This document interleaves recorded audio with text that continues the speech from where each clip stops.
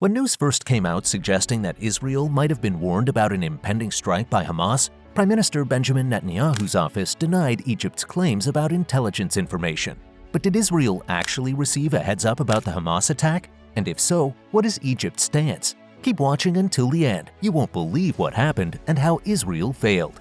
Israeli Defense Forces (IDF) intelligence reports. According to Israeli state media, the media did in fact get intel about a possible Hamas attack 3 days before a tragic event that resulted in over 1,000 casualties. However, they decided not to take action. Why? Well, reports say Israel didn't act because Egypt didn't provide enough details about the scale of the attack. There's also information from the Financial Times quoting 2 unnamed Israeli officials who also mentioned that the intel they got wasn't actionable because there wasn't enough information about how the attack might unfold.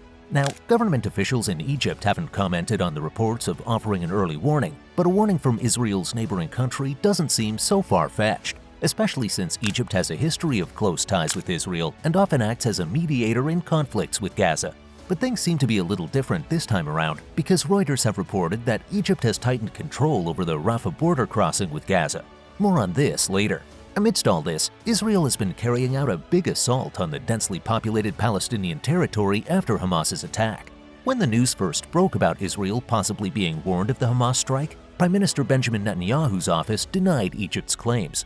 However, an anonymous Egyptian official did mention to the Associated Press that the Israelis had been given a heads-up about something big to happen with no particular details. So the question is, if there was no warning, why did U.S. officials confirm it? U.S. officials confirm Egypt's warning. United States Senator Michael McCaul shared that there was indeed some intelligence. He said, "We know Egypt warned Israel 3 days prior. The question is, at what level was the warning?"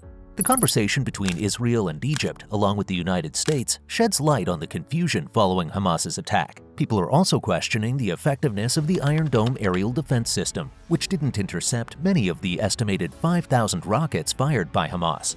Mossad and Shin Bet, Israel's external and internal intelligence agencies, are also facing backlash, largely because they are considered to be one of the best intelligence agencies in the world, ranked alongside the CIA. This isn't just a setback for Israel, it also raises questions for their biggest ally, the United States, who claim Israel got a heads up from Egypt about potential violence 3 days before Hamas surprised Israeli forces with a large-scale attack, at least according to McCaul. The Hamas Attack. This oversight resulted in the deadliest attack in Israel's 75-year history, involving more than 1,500 Hamas members in a coordinated land, air, and sea assault on the Jewish Sabbath. Hamas managed to launch a complex assault from the closely monitored and heavily guarded Gaza Strip. Israeli authorities reported that over 1,200 people were killed by Hamas gunmen, with more than 2,700 wounded as they targeted small towns. In response, Israel has been targeting Hamas in Gaza intensively, which has resulted in over 3,700 casualties, including civilians, soldiers, and combatants on both sides. In response, President Joe Biden pledged to send more U.S. munitions and military hardware, condemning the sheer evil of the civilian slaughter. But questions arise about whether Hamas's attack on Israel was planned a year ago, with McCaul suggesting it's very much possible. Is Israel's defense strategy flawed? Despite the Iron Dome and one of the best military units in the world, Israel was still taken by surprise, which resulted in the deaths of Israeli civilians near the Gaza border, a music festival, and kibbutzim. Worst of all, it took several hours for the Israeli military to respond on the ground. To make matters worse, Prime Minister Benjamin Netanyahu dismissed the warning from Egypt as fake news in an address to the Israeli people. But contrary to Netanyahu's stance, initial reports indicated that Egypt was indeed given a warning, as we discussed earlier. Not to mention, former head of MI6, Sir Alex Younger, suggested that the Hamas attack was probably achieved by avoiding electronic devices or signatures which can swing past electronic surveillance. Younger also highlighted a structural issue in Israel's defense, particularly an over-reliance on technology systems which are effective in revealing capabilities and actions, but not intentions. Drawing parallels with the 9/11 attacks, Younger pointed out a failure of imagination in Israel's approach, where the assumption was that such an attack was not possible. He indicated that there may have been data breakthroughs that could have been interpreted differently in hindsight, stressing the need for a different perspective. Of course, Israel deploying a big portion of its military in the West Bank, including units dedicated to Gaza, are also to blame, and Younger argues that this left the South vulnerable to attack. The former British spy chief also warned that Hamas was setting a trap for Israel that would become a full-scale ground invasion and an inevitable loss of civilian life on both sides. He also emphasized that eliminating all terrorists without creating more is challenging. The push towards the south and trouble at the Gaza border. Egypt's foreign ministry issued a warning showing concern about the Israeli army's call for over 1 million residents of the Gaza Strip to evacuate their homes and move south. But they also highlighted that such a move would be a grave violation of international humanitarian law, putting the lives of Gaza residents at risk and forcing them into areas that aren't equipped to accommodate them. But Israeli Defense Minister Yoav Gallant still called for Palestinian civilians to evacuate southward in Gaza, emphasizing that those who want to live should heed the warning. As expected, Egypt is alarmed at the potential displacement caused by Israel's siege and bombing of the territory in response to a significant incursion by Hamas militants, especially since they share a border with Gaza. In fact, Egyptian President Abdel Fattah al-Sisi stressed the importance of Palestinians remaining steadfast on their land while pushing for humanitarian relief efforts. Despite attempts by Cairo to facilitate relief provision for Gaza through the Rafah border crossing, talks with the United States and other countries have failed to secure a means for aid delivery because Israeli strikes disrupted operations at the crossing, which prevented a safe passage. There's been 2 flights from Turkey carrying food and medical aid arrived at Al-Arish Airport in northern Sinai, approximately 28 miles from the Gaza border, as well as a flight from Jordan with aid shipments that were planned to be stored at a sports stadium in Al-Arish until a delivery route could be established, according to a security source.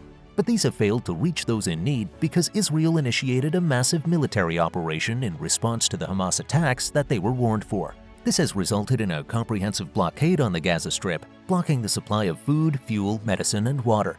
The global community's response to Israel's complete siege has been mostly silent. Not to mention, Energy Minister Israel Katz categorically denied all humanitarian aid to the Palestinians, stating that essential services including electricity, water, and fuel would remain cut off until the return of Israeli abductees held by Hamas. The urgent need for humanitarian corridors. Egypt also issued a caution against potential Israeli ground operations in the Philadelphia Corridor, a zone protected by the Egypt-Israel Peace Treaty of 1979. The corridor is important, and any Israeli plans for a ground invasion of the Gaza Strip need to consider it, as violating this corridor would be seen as a breach of the international treaty, and an Egyptian source has also raised doubts about Israel's recent attack on an Egyptian military surveillance tower near Gaza, which Israel claimed was accidental. However, Egyptian investigations suggest the attack was deliberate, possibly aimed at provoking Egypt into a unilateral decision to stop the operations at the Rafah border crossing, which could potentially trigger backlash from Palestinians and Arabs. Egypt has also warned Israel that diplomatic actions might be taken in the coming days to limit bilateral relations if Israel keeps trying to relocate people from Gaza to Sinai, as reported by the Jerusalem Post. It's important to know that throughout the Israel-Gaza war, Egypt has consistently called for a halt to Israeli strikes on civilians in the Strip. They have also warned against what it perceives as an Israeli strategy to force Palestinians into Egypt's Sinai. The Ministry of Foreign Affairs emphasized the unprecedented humanitarian and security risks associated with a ground invasion of the Gaza Strip. Following the incident on October 22nd, where Egyptian border surveillance personnel were injured in Israeli shelling near the Gaza border, the Egyptian Armed Forces spokesman, Garib Abdel Hafez, clarified that the surveillance tower was accidentally hit by shell fragments from an Israeli tank amid ongoing clashes around Gaza. The big question is, would there still be a war if Israel took Egypt's warning seriously, or would Hamas still find a way to attack anyway? What do you think? Let us know in the comments and subscribe to our channel for more updates you don't want to miss about the Israel-Gaza war.